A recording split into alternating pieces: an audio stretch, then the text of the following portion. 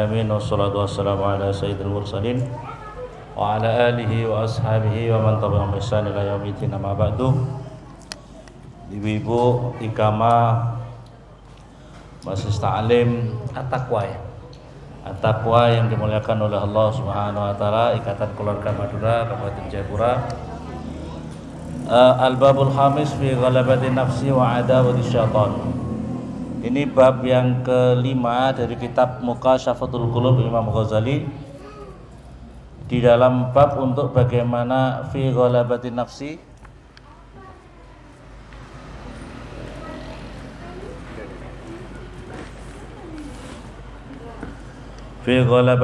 di dalam kemenangannya hawa nafsu wa adawati syaitani dan permusuhannya dengan setan. Yang bagi lil akil ayak ma'asyahwatan nafsi bil ju'. Seharusnya lah bagi orang yang berakal atau otaknya yang normal, ayak ma'a supaya bisa mengalahkan atau bisa mengendalikan syahwatan nafsi pada syahwatnya hawa nafsu bil ju' dengan memperbanyak lapar. Jadi kalau kita ingin mengalahkan hawa nafsu harus berupaya jangan terlalu banyak kenyang. Kalau banyak kenyang terus nafsunya semakin kuat. Fa innahu maka sesungguhnya syahwatun nafs idza jaa ketika lapar siapa orang qahara na'atuillah, maka dirinya bisa menekan daripada musuh-musuhnya Allah.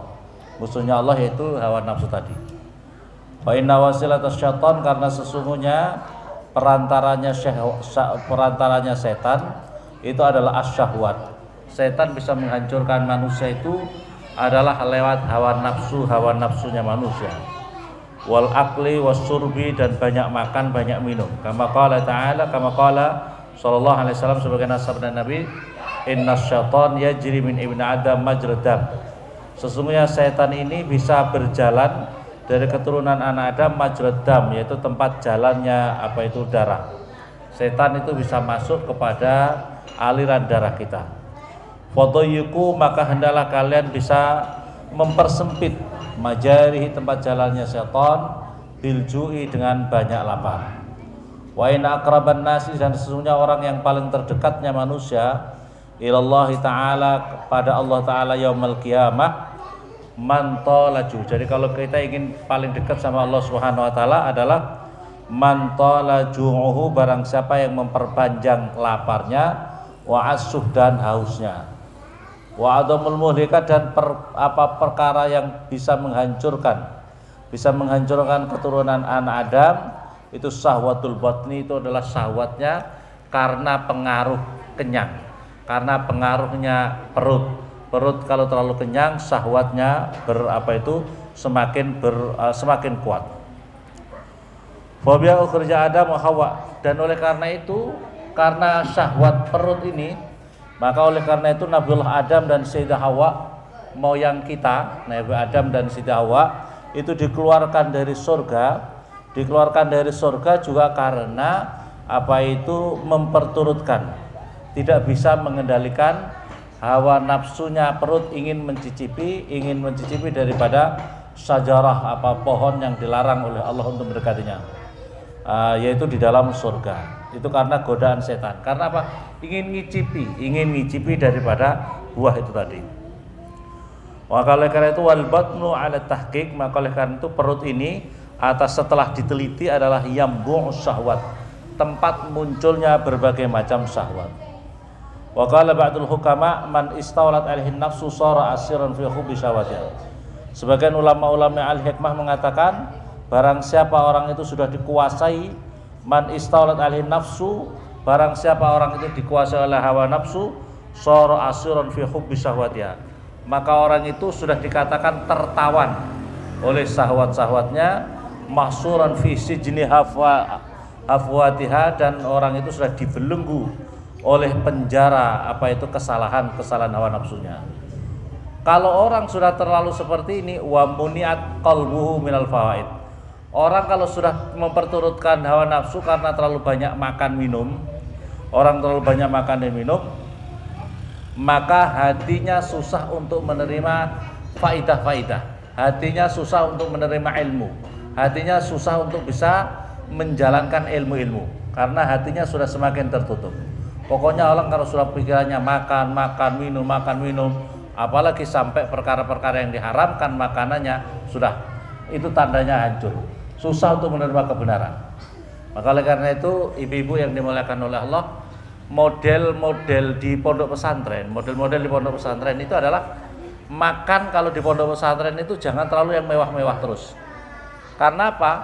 Karena salah satu tujuannya adalah bagaimana dirinya anak-anak ini tidak terus-menerus tergoda oleh hawa nafsunya.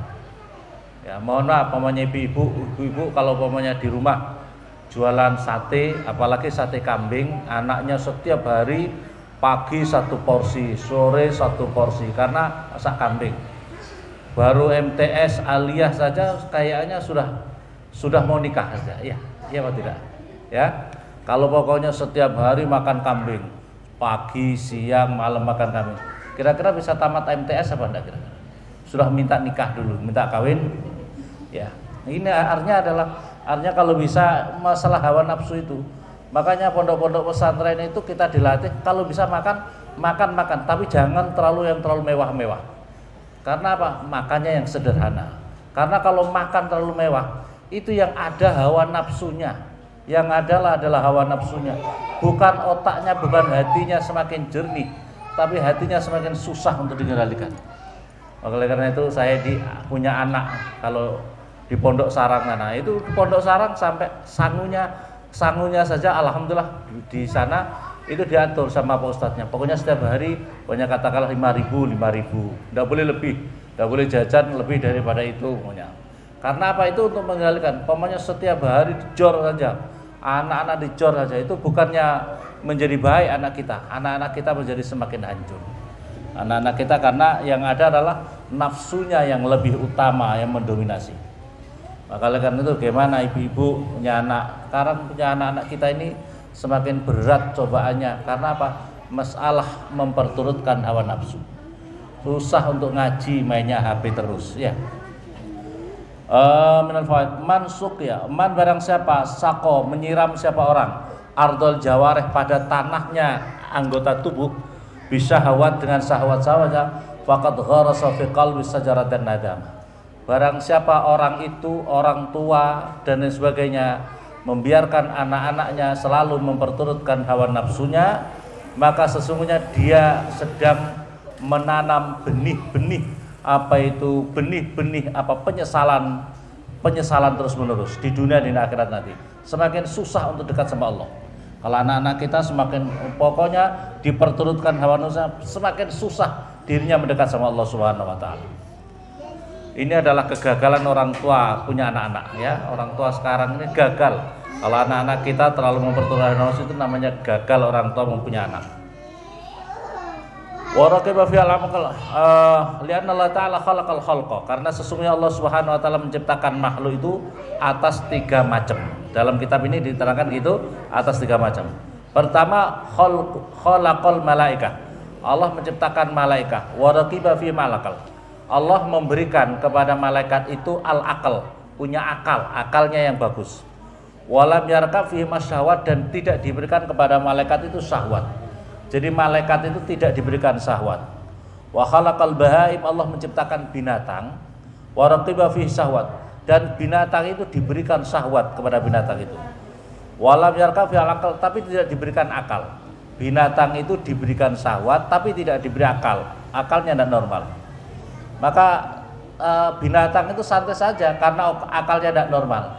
Ibu-ibu, mohon maaf, pamannya ibu punya kambing 100, dijejer, kambing 100 dijejer, yang sebelah dipotong, sebelahnya kalau ada makanan makan saja, ya apa tidak? Karena kambing, ya. Tapi kalau manusia sebelahnya dipotong, kita bergiliran mau dipotong, bagaimana perasaannya? Karena akal kita normal, kita akan ngeri, kita akan takut. Tapi kalau binatang, walaupun sebelahnya dipotong, tetap aja ada makanan, makan saja, enjoy saja. Inilah binatang. Wa khalaqa Adam, dan kemudian Allah menciptakan Adam. Waraqafil al-aql wa syahwat. Allah menciptakan akal dan syahwat pada diri anak Adam ini. Faman ghalabat syahwatuhu, barang siapa keturunan anak Adam dikuasai oleh syahwatnya, dikuasai oleh faman ghalabat syahwatuhu aqluhu, akalnya, maka kalau manusia keturunan anak Adam itu akalnya dikuasai oleh syahwatnya, maka fal bahaim, binatang lebih baik daripada dirinya. Tetapi kalau anak keturunan anak Adam ini akalnya lebih dominan, lebih apa itu? Akalnya bisa menguasai hawa nafsunya, fa huwa khairun minal malaikah. Maka keturunan anak Adam itu lebih baik daripada malaikat, ya. Ibu-ibu yang dimuliakan oleh Allah, maka manusia itu dilatih dengan puasa dan sebagainya, ya. Puasa ini kalau manusia keturunan Adam mampu menguasai, mengendalikan hawa nafsu, dia lebih baik daripada malaikat. Dia lebih baik daripada malaikat. Ini manusia ini. Hikayah diceritakan karena qala Ibrahim al-Khawas kuntu fi Jalil Lakam. Diceritakan Ibrahim al-Khawas, seorang wali Allah, saya pernah jalan-jalan di bukit gunung Al-Lakam. Itu kalau bahasanya itu Amanaus, gunung Amanaus. Farah itu Ramadan. Maka saya lihat di bukit itu ada delima. Faslah itu, maka saya ingin sekali. Kemudian saya mengambil minhu wahidah. Saya mengambil satu dari delima itu. Maka kemudian saya belah dan saya rasakan ternyata kecut. Maka setelah itu saya tinggalkan delima tadi. Padahal kan dia ini delima tanam saya pandang, pokoknya dia makan aja gitu. Maka kemudian dia jalan-jalan, ada orang yang terbuang di situ, ada orang yang mungkin dirampok, sedang dibuang, dia terikat, dirampok di situ, dibuang di tempat itu. Maka kemudian, tapi saya punya ajaib, dia itu dikelilingi oleh tawon yang sangat banyak, tawon yang samanya, madu-madunya memberi makan dirinya, dirinya itu bisa sehat karena ada tawon itu. Maka kemudian saya itu mendekat kepadanya. Saya lihat mendekat, ya Ibrahim, faqala wa alaikassalam. Terus saya mengucapkan assalamualaikum, langsung dia jawab. Orang yang dikelilingi oleh tawon jawab waalaikumsalam, waalaikumsalam ya Ibrahim al-Khawas. Loh, kok kamu kenal saya? Kata Ibrahim, kok kamu kenal saya? Padahal kan saya tidak pernah ketemu sama kamu. Yang menunjukkan adalah Allah Subhanahu wa taala. Yang menunjukkan adalah Allah Subhanahu wa taala. Faqala ayun jika min hadid zanair, bagaimana kamu bisa selamat daripada ini tawon-tawon? Bagaimana kamu bisa selamat daripada tawon-tawon ini? Faqala inni aralaka ma Allah halan. Ayun jika min hadis faqala wa inni aralaka ma Allah halan. Dan saya juga melihat kamu dalam suatu keadaan. Bagaimana kamu bisa selamat dari godaan hawa nafsumu ingin makan delima, dan ternyata kamu juga memetik delima itu, katanya. Loh, kok kamu tahu? Fa innar raman yajidul insan, katanya orang yang terbuang tadi, karena kalau seseorang fa innar raman yajidul insan alamahu, kalau seseorang dengan mengicipi delima yang tidak tahu itu delimanya siapa, itu penyakit itu, syahwat itu bisa menyebabkan orang itu bisa disiksa di dalam neraka. Tetapi kalau orang digigit oleh tawon, itu hanya sakitnya di badan saja, hanya di badan saja. Ini adalah teguran. Jadi teguran seorang wali Allah yang kelihatannya diikat, tapi orang itu selamat dari ancaman. Ibu-ibu yang dimuliakan oleh Allah, maka pentingnya kita jangan sampai berupaya untuk tidak makan makanan yang dilarang oleh Allah Subhanahu wa taala. Hadirin ibu-ibu yang dimuliakan oleh Allah, wasyahwat tasirul muluk abidan. Dengan syahwat seseorang raja, orang-orang yang hebat bisa menjadi budak, ya. Dengan syahwatnya hawa nafsu, syahwat dunia, syahwat jabatan, syahwat politik, ya, syahwat politik sekarang ini, syahwat politik, syahwat dunia, syahwat terlalu cinta dunia. Ini bisa menjadikan orang raja-raja menjadi budak. Orang raja-raja, orang mulia menjadi budak. Siang malam, pagi sore, pikirannya hanya itu saja. Pikirannya fulus, jabatan, dan sebagainya. Orang pikirannya hanya itu saja. Motivasinya itu hanya itu saja. Padahal wa ma khalaqtul jinna wal insa, tidak, kita diciptakan oleh Allah itu bukan untuk menjadi hamba dunia. Manusia ini diciptakan dengan tujuan utama menjadi hambanya Allah, bukan untuk hamba jabatan. Kita ini kalau orang sudah nafsu jabatan, ini jabatan, pokoknya bagaimana. Kalau orang terlalu cinta hawa apa itu dunia, pokoknya bagaimana mendapatkan dunia. Sehingga kegiatan-kegiatan Allah yang mestinya kewajiban-kewajiban kita kepada Allah ditinggalkan semua karena apa? Urusan dunia. Maka oleh karena itu dikatakan begitu juga wasabru yasirul abdul mulukan. Orang yang sabar dijadikan oleh Allah menjadi raja-raja. Orang yang sabar terhadap hawa nafsu menjadikan raja-raja. Lihatlah di dalam keterangan kitab ini, ala tara ila qissati Yusuf alaihi salam wa Zulaikha. Tahukah kamu kisahnya Nabi Yusuf dan Zulaikha?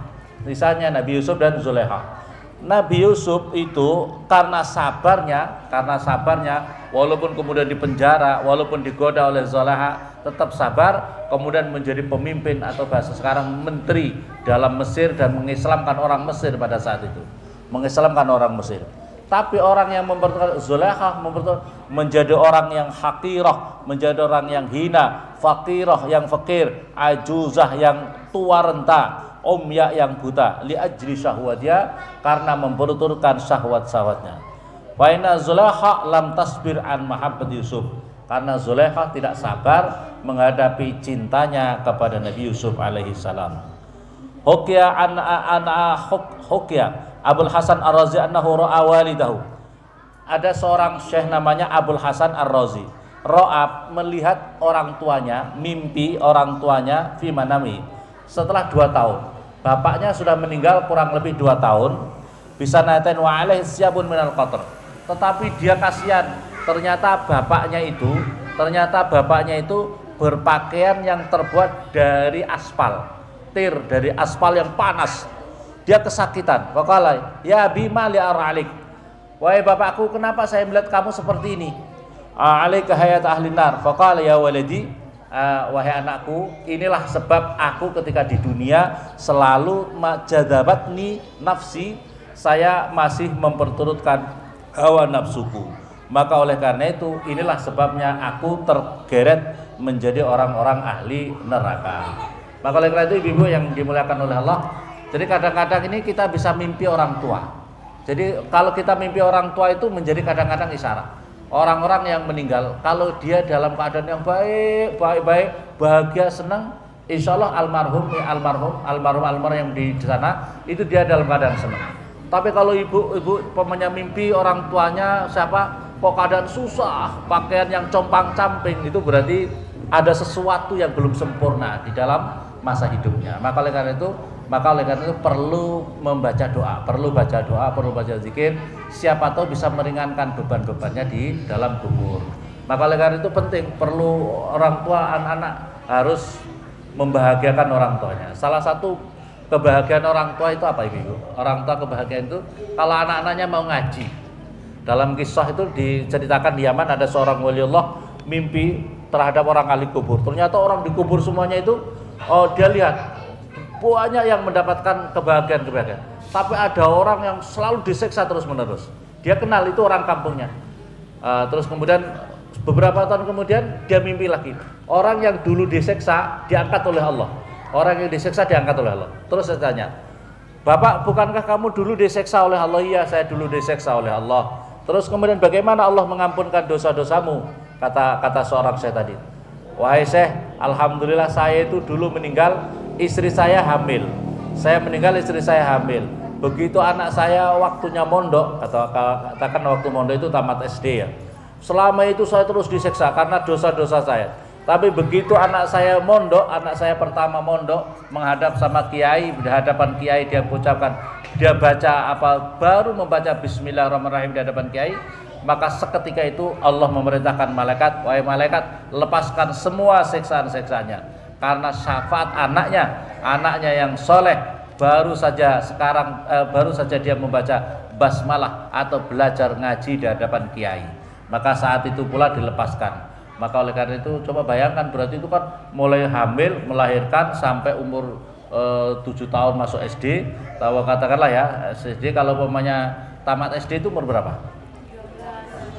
Umur umur 12, berarti selama 12 tahun disiksa terus menerus.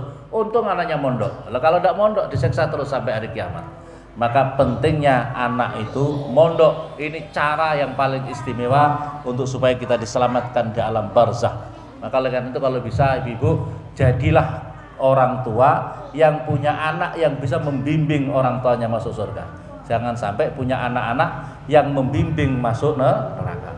Anaknya 10, sana bulat tidak pernah sholat, sini bulat, sini pacarannya rajin, mabuknya rajin, segala macam rajin. Itu orang tuanya masuk neraka bersama-sama anaknya. Naudzubillah summa naudzubillah. Waqala Hatim yang terakhir, waqala Hatim al-Asam rahimahullah taala, nafsi ribadi, nafsuku adalah menjadi apa itu? Nafsi menjadi bentengku. Wa ilmi, dan adapun ilmu silahi menjadi pedangku. Wa dzanbi dan dosaku adalah yang menjadi kegalan hidupku. Wa seton adui, dan seton adalah musuhku.